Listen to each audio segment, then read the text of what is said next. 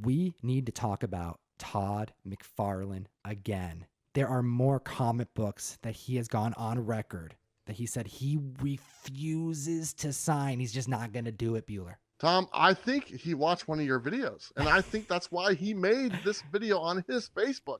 He saw you talking about this, and that's why he made this video. That's my theory. Well, basically, this is what's going on. The CGC saw our video that the Guru and I made about the Todd McFarlane CGC private signing. They liked it so much, they reached out. They actually want to have a greater show up on the show at some point. Again, we've actually had Nelson join our show before and enlighten the community on the inner workings of CGC in the past. But they reached out, they really liked the video, and then they reposted it. And they reposted on their Facebook and their Instagram. It was really cool.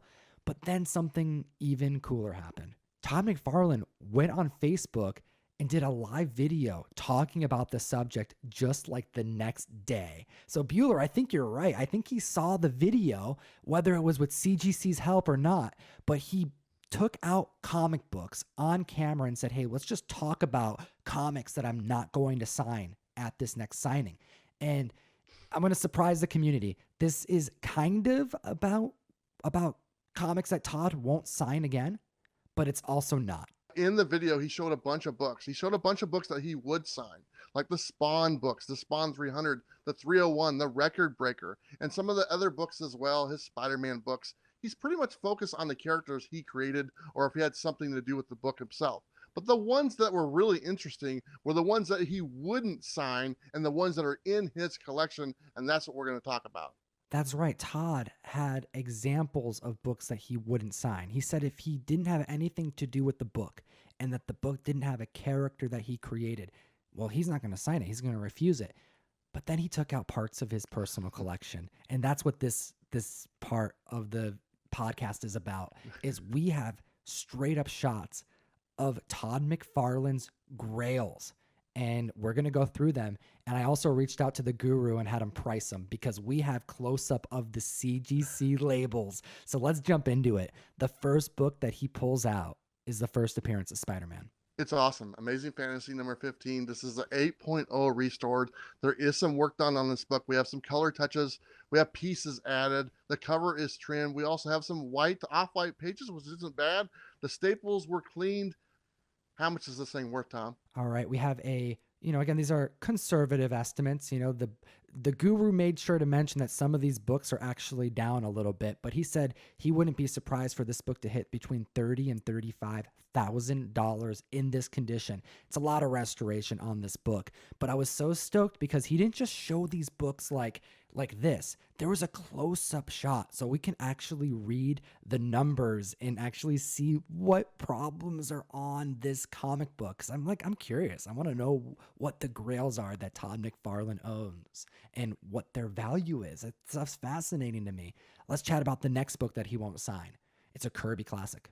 It is. It's Fantastic Four number 1, 7.0, also restored. This book came out the same year Todd McFarlane was born. I thought that was pretty cool. Obviously, he didn't have anything to do with it, and then that's why he's not going to sign this book.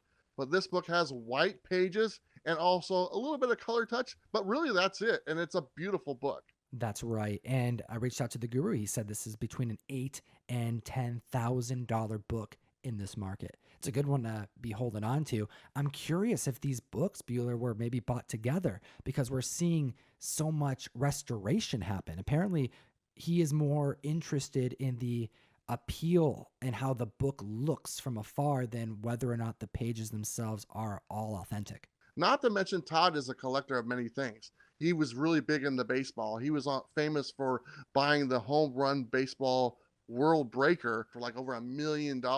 So I'm not surprised that he has these in his collection. The next one that he showcased on his Facebook, I have to imagine he had to visit his bank vault, or he must have a vault in-house, because this isn't one of those $30,000 books or one of the small $10,000 books like FF1 is, right? No, he breaks out the Grail of all Grails. He breaks out an Action number 1. Action Comics won the first appearance of Superman 7.0, the first superhero restored. But holy smokes, talk about restoration, huh? Yeah, there is some restoration on this book, but I don't blame him one bit. I mean, look at this book. It's Action Comics #1. It's the main book. It's the Grail of Grails. A little bit of color touch up, a little bit of pieces added. The seals were clean, the staples replaced, edges trimmed. You know what? I would do the same thing, but more than likely, I would never have this book. But if anyone's watching, they got an extra one, feel free to send it my way. Yeah, there you go, Bueller. You never know. Maybe someone will be very generous. But you know what? I reached out to the guru and read him the label, like the list of restored things that were on the book. Do you know what he said? No, I don't know what he said. He said, "What an abomination." but then I laughed and I'm like, all right, but for real though, what do you expect this to hit the market? And he said, oh, that's an easy $250,000 for sure. So there you go, Todd. We just give you an approximate estimate value of your 3 major grails. I think it's awesome that he hit the internet here. He's serving the collectors community here.